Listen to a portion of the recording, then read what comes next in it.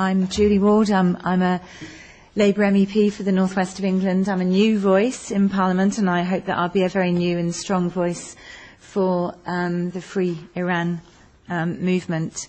And what I've learnt from you about your movement and your struggle is steadfastness. Actually, you never swerve from the cause, and I think there's something to be said for being so strong and so steadfast and so tied to your principles for such a long period of time, which is very admirable.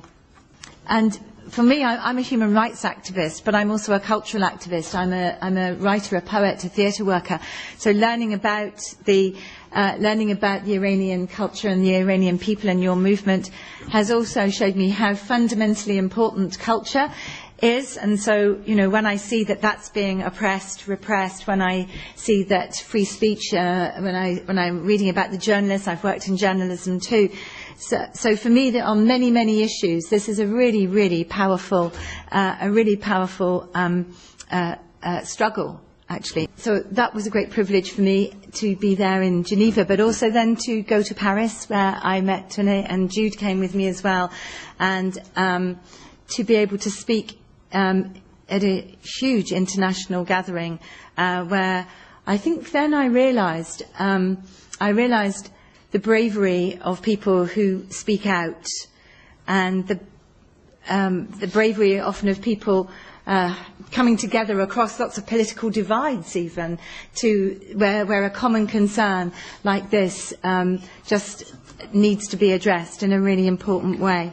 So seeing Maryam Rajavi speak there again and understanding her determination and resolve to confront the extremism and the reactionary interpretation of Islam with her truly tolerant and democratic views is an inspiration to millions and millions of women, both in Iran and the rest of the Middle East, but also to people in the West as well. What the women in your movement are doing is an inspiration far wider than just the Middle East, and I think that's also important.